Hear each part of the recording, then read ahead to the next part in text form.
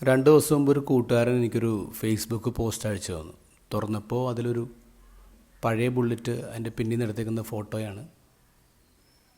അതിനകത്ത് എഴുതിയിരിക്കുന്നത് ഇങ്ങനെയാണ്: KRF രജിസ്ട്രേഷൻ, റോയൽ എൻഫീൽഡ്. ഈ ബുള്ളറ്റിന് എത്ര വർഷം പഴക്കം ഉണ്ടാവും? ഞാൻ നോക്കിയപ്പോൾ ഈ വണ്ടി നല്ല പരിചയമുള്ള വണ്ടിയാണ്. ആ വണ്ടി എൻ്റെ വണ്ടിയാണ്, ഞാൻ തന്നെ ഓടിക്കുന്നത്. അതിന് താഴെ ഒരു 200-300 കമൻസ് ഉണ്ട്, അതിൻ്റെ ഇരട്ടി ലൈക്സ് ഉണ്ട്, ഷെയർ ഉണ്ട്. അപ്പോൾ ആ കൂട്ടത്തിൽ ഒരു കമൻറ്റ് ഇങ്ങനെയാണ്: ഇത് നമ്മുടെ അച്ഛൻ്റെ വണ്ടിയല്ലേ? എനിക്ക് ഈ പോസ്റ്റ് കണ്ടപ്പോൾ സത്യത്തിൽ പേടിയാണ് തോന്നിയത്.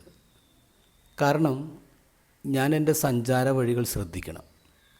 ചില ആൾക്കാരെങ്കിലും എന്നെ തിരിച്ചറിയുന്നുണ്ട്, അവരെന്നെ ശ്രദ്ധിക്കുന്നുണ്ട്.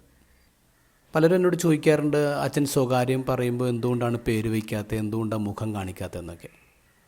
അത് എളിമ കൊണ്ടൊന്നുമല്ല, സത്യത്തിൽ പേടിയായിട്ടാണ്. നമ്മൾ കൂടുതൽ അറിയപ്പെടുമ്പോൾ നമുക്ക് കൂടുതൽ ഉത്തരവാദിത്വമുണ്ട്. കുറച്ച് പേർക്കെങ്കിലും നമ്മുടെ വാക്കുകൾ ബലമാവുന്നുണ്ട്. അങ്ങനെയുള്ള നമ്മൾ വീഴുമ്പോൾ, നമുക്കെന്തെങ്കിലും തകരാറ് പറ്റുമ്പോൾ അതിൻ്റെ ആഘാതം അവരിൽ വലുതായിട്ട് ബാധിക്കും. ഇന്നത്തെ ഗോസ്പലിലെ അവസാനത്തെ 2 വരി അത് പേടിപ്പിക്കുന്ന വരികൾ തന്നെയാണ്. അത് വീണു പോകും, അതിൻ്റെ വീഴ്ച വലുതായിരിക്കും.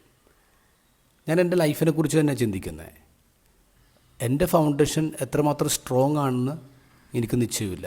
എൻ്റെ ഫൗണ്ടേഷൻ ഉലയ്ക്കുന്ന പ്രശ്നങ്ങൾ എൻ്റെ ജീവിതത്തിൽ ഇതുവരെ ഉണ്ടായിട്ടില്ല. അങ്ങനെ ഒരു കൊടുങ്കാറ്റടിക്കുമ്പോൾ ഞാൻ നിൽക്കുമോ എന്നൊരു ഭയം എനിക്കുണ്ട്. പിന്നെ ഞാൻ പറയുന്നതൊക്കെ ജീവിക്കാൻ എനിക്ക് പറ്റാറുമില്ല. അതുകൊണ്ട് തന്നെ എനിക്കെൻ്റെ വീഴ്ചയെക്കുറിച്ച് പേടിയുണ്ട്. ഒരു കെട്ടിടം എത്രമേൽ ഉയർന്നു പൊങ്ങുന്നുവോ അത് വീടുമ്പോൾ അത്രമേൽ തന്നെ ആഘാതം ഉണ്ടാക്കും. സത്യത്തിൽ പേടിയാണ്. വീണുപോയി, അതിൻ്റെ വീഴ്ച വലുതായിരുന്നു എന്ന് വായിക്കുമ്പോൾ.